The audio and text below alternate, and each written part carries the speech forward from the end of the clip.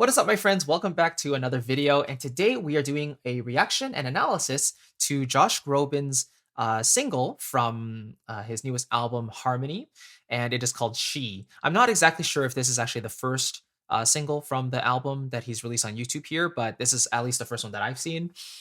And yeah, I'm always excited to hear some new Josh Groban or Michael Bublé or new artists, new music that comes out, especially in the orchestral cinematic vein, because I kind of grew up listening to that style of music myself. It's really influenced my personal style of writing, and the album that I kind of listen to on repeat from Josh Groban is Stages from 2015. So it's kind of his take on a lot of musical theater numbers and how he personally interprets them and sings them, to the audience for us, which is really cool. So yeah, I'm expecting some nice orchestral elements here, maybe sweeping strings, fluttering woodwinds, warm brass, and so on and so forth. And I've got our Accordi app pulled up here, to do a little demonstration in case there's maybe something that we want to talk about a little further musically. Maybe we can dive into the orchestration a little bit as well. But yeah, let's get into She and see what we get. Here we go. And this is my first time hearing any of the music from Harmony, by the way, the album. So let's go.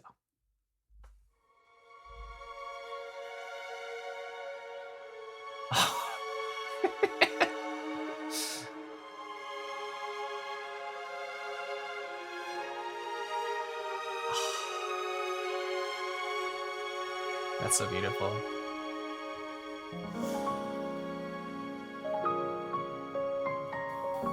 Oh, that diminished chord. This. Oh, stop it. She may be the face I can't forget. Oh. The trace of pleasure or regret. Maybe my treasure or the price I have to pay. Okay, right off the bat, I love how his voice is kind of panned more up the middle, actually. You'll notice how the orchestra is kind of on the side, sweeping around and almost hugging his voice while his voice is kind of up the center. And this makes a lot of sense because it's in the verse. It's not as exciting yet. The climactic moment is usually in the chorus. So we might expect in the chorus for there to be more of a stereo reverb effect applied to the vocal. Maybe it's more panned, hard left and right a little bit, to give it more width. But at the moment, it's very intimate. And the recording quality, the fidelity is just top notch. Like you can really tell a lot of effort, artistry, and care has been put into the recording of this music. The strings are just phenomenal. The arrangement is just silky and so smooth. So I love it so far. She may be the song that summer sings, maybe the chill that autumn brings. You hear how his voice is pretty dry here. Different things within the measure of a day. She may be the beauty Jazz brushes, very nice. or the beast, may be the famine or the feast, may turn each day into a heaven or a hell. She may be the mirror of my dreams, a smile reflected in a stream. She may not be what she may seem. That's such a beautiful technique right there. So, and the second repetition of this verse theme, the high violins start coming in with a single unison line, right? And then after a few measures of that, the second violins then start to come in and harmonize the first violins, which gives us this an additional element, but it doesn't overpower the lead melody because that is still the main focus of the music, right? So and you'll also notice the arrangement, the orchestration of it is high enough that it stays out of the way of Josh's voice as well. So he's singing around the middle C register. This is a D flat major or C sharp major song, and the violins are kind of an octave above that. Actually, more like 2 octaves above that. So yeah, it gives it a lot of room and opens up the high end beautifully. Inside her shell. Instrumental break, very cool. I would expect a chorus here normally.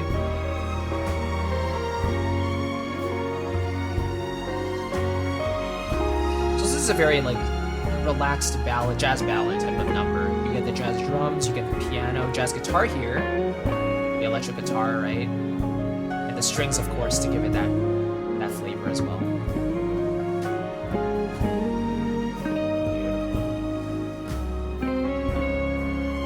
Light turns on, nice. This video is so nice.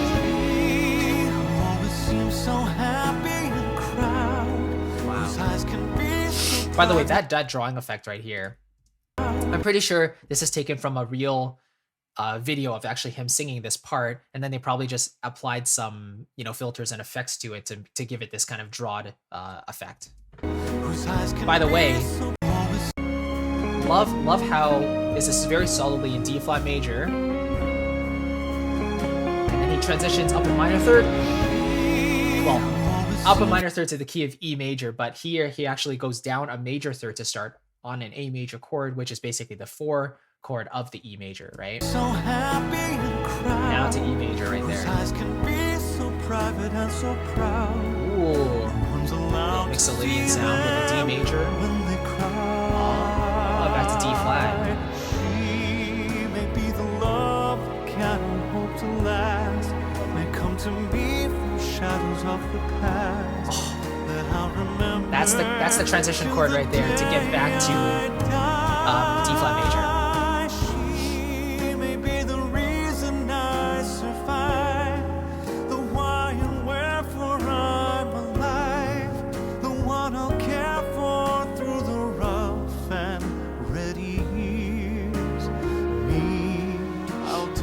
Laughter and her tears, and make them all my souvenirs. For where she goes, I've got to be.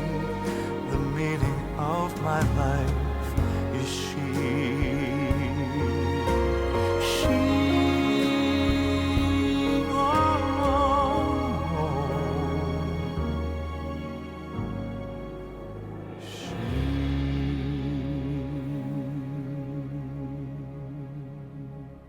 Beautiful. Also, you'll notice like the kind of slightly grainy quality to this video. I think it's a really beautiful, charming approach to this take. If I'm not mistaken, I think this is all CGI. I don't think this is a real room. I think it's all put together in, you know, in like it's created entirely from a software. This setting, and it looks very convincing. It's beautiful. But yeah, this is simply gorgeous. So first impressions. It was basically what I expected in terms of orchestration. I expected a string-rich arrangement. I didn't necessarily expect the jazz type of piece, but we do get some jazz chords. You know, we have the diminished chords. We do have the kind of modulations from one key to another in a slightly jazzy way. Really romantic strings. Really laid back piano. This song is really piano led, right? And it's supported by the strings. And then we have the jazz brushes on the bottom. And of course, during the instrumental, we also have the electric guitar that takes over the melody for a different texture. Let's dive in a little bit further, talk about the chords slightly, and then we have that modulation in the bridge, which we can look at as well. But let's start at the beginning and see what chords we have. So, okay. So basically, he's starting with, let's see, B flat minor. So he goes B flat minor, adds an F sharp in there or a G flat, depends on which key we're actually talking about. Let's say we're in D flat, right? So this would be a B flat minor chord with a G flat in there.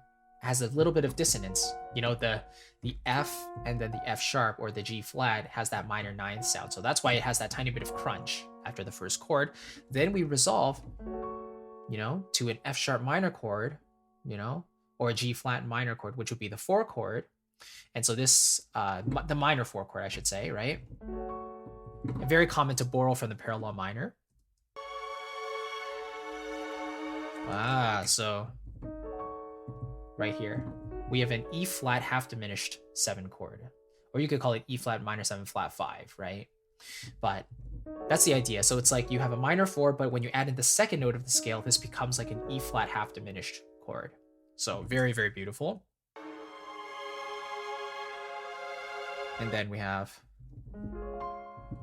so this is like, you know, the 1 chord, but it's in second inversion. So it feels like it's still suspended high up in the air, especially because it's high up in the violins here. And then we have E flat major, which is basically the 5 the 5 of 5, right? So it's a secondary dominant, because then we would expect it to go basically to A flat 7 back to 1. And we do get that. Yeah. So we get this 5 of 5, which is basically now 5 in third inversion, 5-7, back to the 1.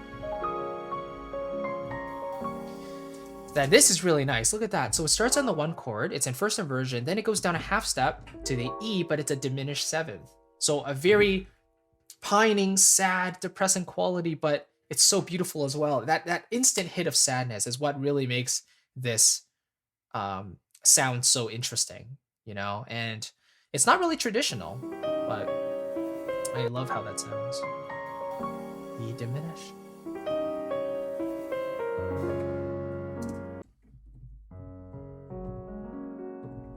This is basically just a 4 chord with an added 2 in there. Ooh, let's see. That's basically a B7 with a 13 in there and a 9 in there as well. So, then that chord actually resolves down a third, to like the A flat, which is the 5 to the 1. So that B chord is actually like the raised 6th in a way, which is really interesting. I never really considered using that chord before, but it really works in this context. She may be the face I can't forget, the trace of pleasure or regret. Notice how the melody, it's not really jumping around very much. At the very most, it kind of goes up a third, goes up or down a skip, but at the very most, it's kind of hovering around repeated notes by steps. It's moving by steps. So it's a very easily singable melody, which is a hallmark of a good, memorable melody. Maybe my treasure or the price Then it I resolves. have to pay. She may be the song that summer sings. Nice. Maybe The minor 4 again. chill that autumn brings. Maybe 100 different things within the measure 5. of a day. I love how this starts spinning. It's like a film reel. She may be the That's so good. beauty or the beast. E diminished Maybe again. the famine or the feast. 4 May chord. turn each day Minor 4. into a heaven Back to what? or a That's very classic. That's like very Disney-like. She may be The 2 the chord. mirror of my There's the high dreams. violins. A smile reflected. That's basically the 2 chord, but half diminished. Into the stream. Back to She 1. may not be what she may seem. That's the 5 of 5 again. Inside To 5 to 1. shell. Beautiful. Secondary dominants are so powerful. Yeah, it's very interesting. That they decided to go for an instrumental here right away. I was expecting a chorus of some type, because it sounds like what he was singing so far was like a verse, you know? So I was expecting something like a, she is my da da da da. Like the voice goes even higher and really soars up there, you know, with the strings. And so this instrumental would be something I would expect after like a big chorus. So kind of unexpected, but yeah, interesting nonetheless. So piano and strings really working together, and then the electric guitar, giving the piano a bit of a break. Hear the inter-counter melodies there in the lower strings, the viola, the cello. The bass is laying the support for the harmony, which is beautiful. Back to the 5 and to the 1. Always seems so happy in a crowd whose eyes can be so private and so proud. So yeah, the first 2 chords, I definitely thought we were in the key of E major, because we went from 4 to 1 in E, but then we went to the D major chord, which is the flat 7 in E major, you know? Out to see them when they And then it just goes down a half step more, you know, to back to the 1 chord. And the D is actually like the tritone substitution of the original 5, you know, in D flat, right? Because here, let's play those chords actually. That's actually really smart. So we're in D flat, then we go to A, always seems A to E is like 5 to 1 in E, but then we go to D, which is like the tritone sub of D flat, right? So in D flat, the regular 5 chord is A flat, but the tritone of A flat is D, right? So when you replace those chords, it actually gives this really nice chromatic transition back to the 1 chord. So that is not a that's actually not a chord progression I've heard before, and that is gorgeous, simply beautiful.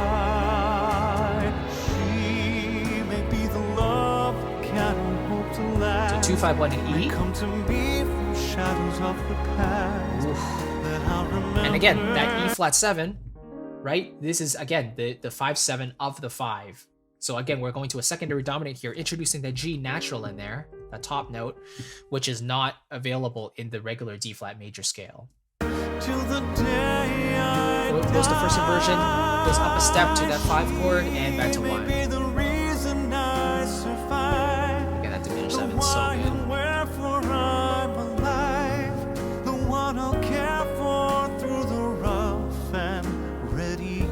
Oh, that D diminished so good. 2 chord, minor 4, back to the 1 chord, second inversion, 5 and 5, to 5, to the 4, so resolving on the 4, going down to the 1 chord, first inversion, and then, okay, wait, hang on.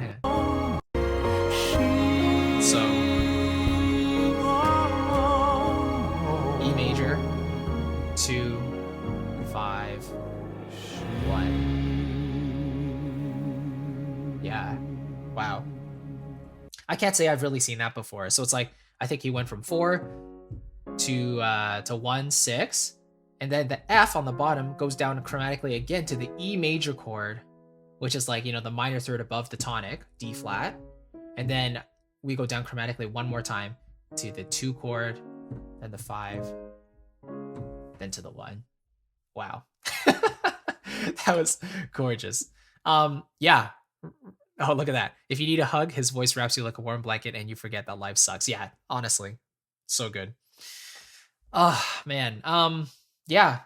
Overall, after listening to it twice, my impressions are formed. I have to say the arrangement is gorgeous. The orchestration is sublime as usual. Notice the simplicity as well in the arrangement, how the number of instruments actually isn't that many, right? You have the strings, you have the drums, the piano, and the guitar. And I think that's pretty much it. I don't really hear very much else. So he's kind of going for a slightly more contemporary route where it's not the full orchestra, but it's just the string section. Then you get the jazz combo as well. The actual harmonic material is absolutely beautiful. The melody itself isn't the most memorable that I've heard. It's simple enough and it's singable enough, but it's really the orchestration and the arrangement and also the harmony that takes you on that journey from start to finish, I think. And of course, Josh's performance is beautiful as always, but I think the strengths of this song really lie in also the lyrical content is, you know, this is a traditional kind of love song. It's a very romantic piece. So yeah, we come to expect this type of thing from Josh Groban. I think it's just gorgeous. So anyway, thank you for watching. Again, a very beautiful song. I hope you enjoyed it as much as I did. And before you go, I want to give you something for just watching this video. And it's kind of like my approach to writing orchestral music. It's called my 10 steps to a clear orchestral sound. If you kind of are a composer or an arranger or a producer and you kind of are interested in putting orchestral samples, you know, creating mock-ups of, you know, an orchestra using virtual instruments, there are some very specific guidelines you should follow and, you know, some rules that will apply to most cases in orchestral production. So you'll find that in the first link down below in the description box. It's totally free, but it's just kind of like my 10 steps to ensuring that you get a really clean and polished sound, just like this. This is extremely beautiful. So it's yours absolutely free. I just want to give it to you as a gift for watching this video. And again, I want to thank you for taking the time and diving into the song with me. I'm very excited to see if he releases any other singles from this album. Yeah, and we can go into it from there. So yeah, thanks again. I'll catch you in the next video and take care, everybody. Bye-bye.